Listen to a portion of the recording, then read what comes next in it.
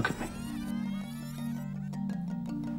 Girl with the Pearl Earring is a story about a painting and how it came into being. Some people would call it a literary adaptation. I call it a domestic thriller. It's the story of a young girl who goes to work in the household of the master painter, Johannes Vermeer, and strikes up an extraordinary relationship with him. Fine skin.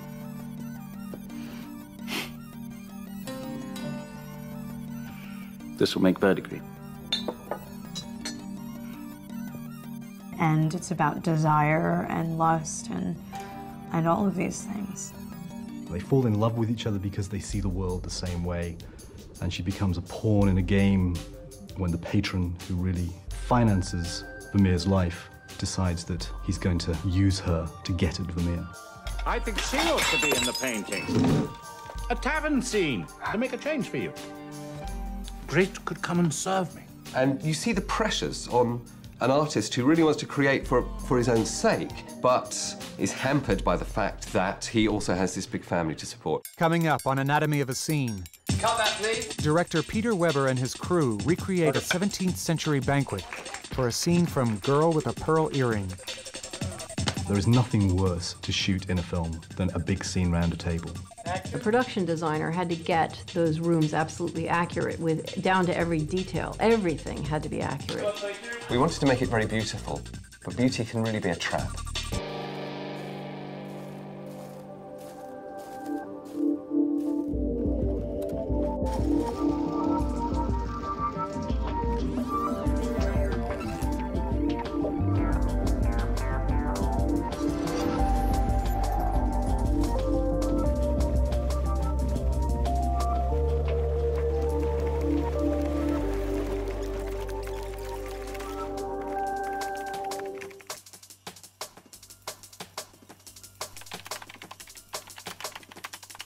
Girl with a Pearl Earring is really inspired by the painting of the same name.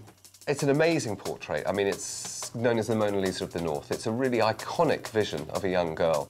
The film is adapted from a novel of the same name, written by Tracy Chevalier. And I think what Tracy really wanted to do was to discover what the story was behind this painting. And it's an imagined story. Greet, who's played by Scarlett Johansson, turns up at the house, and we see a household that's under threat financially, where they're really reliant on commissions from a patron in order to survive. The other thing is that Vermeer, who's a very slow painter, has finally finished this painting, and they will finally receive the money for the painting. Before the scene starts, Greet has been sent on an errand to take an invitation to Van Ryffen, the patron. So, finished at last. Honoured guest. It was the old woman's idea to combine the birth feast and the viewing. She's a tight fist. I won't turn out for small beer and biscuits, tell her. Me and the brat deserve a proper feast. And she sees that he's a powerful man and a very dangerous man.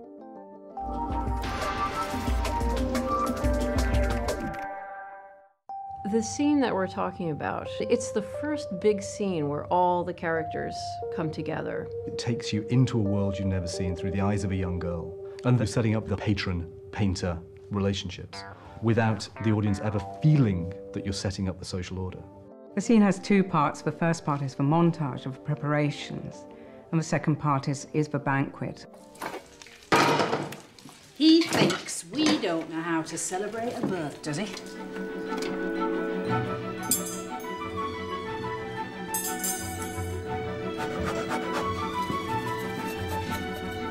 The montage is the raw anatomy of the maid lifestyle. It gives you, I think, a sense that it's important not only to be well off, but to show that you are well off. So we understand that this is costing them, that there's an outlay, you know, that you have to spend money in order to get money back. The opening of the feast is this beautiful shot of Van Ryffen and his family arriving on a barge. We then cut to Scarlett in the backyard, looking through this window, and you realise she's separated from this, that she belongs to a different world. Van Ryffen is the man at the centre of the feast. He's the man who must be pleased and placated because he is actually the money. Vermeer's wife, Katerina, is desperate that Vermeer gets more work, and Vermeer is distant and uninvolved. Pray tell us what you think. This is good. Color, perspective is true, the illusion is perfect. He hates to be on public display. He doesn't do that. He resents the fact that that's part of his job as an artist. Maria Tins asks Van Ryven whether he's planning to commission another painting, which is crucial to their survival. And have you considered a subject for your next commission? Considered? It's already in hand, didn't I tell you? A coming fellow from Amsterdam, studied under Rembrandt van Rijn, though who hasn't these days? It's a huge bombshell, a huge grenade that he drops into this moment, because everybody knows the consequences of that, but have to try and be polite enough to pretend that this is not catastrophic news for the family.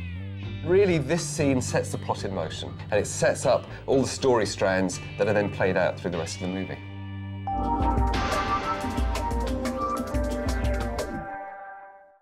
The process that we went through to get from the book to the film is a kind of, I think, quite a good example of the evolution of scenes in the process of script writing and filmmaking. This scene doesn't exist in this form in the book. There are two scenes that it's based on. There was a birth feast, and then there was a separate viewing scene. To bring the book to the screen, screenwriter Olivia Hettried needed to compress different social events into one single drama. In a book, you can establish things over a much longer period of time than you can in a film. A film has to have these pinpointed moments. And so Olivia decided to take these two and put them together. And it makes an awful lot of sense because you know you need to have a big scene in which all this stuff gets established. And I think the effect it had is there was more drama in the scene because you understood that this birth feast had been a huge outlay and there's no money in the house. The scene in the film is very different from the scenes in the book, mainly because the book is completely from the point of view of Greet, the servant. But this particular scene, I feel it's the first time in the film that it broadens out to include what other people are thinking. So you can see what Maria Tins is thinking, you can see what Katerina is thinking, you can see a bit what Vermeer is thinking. And so you're establishing all these things, but they're all through her eyes. And she thinks her master, Vermeer, is the master and probably as grand as you get.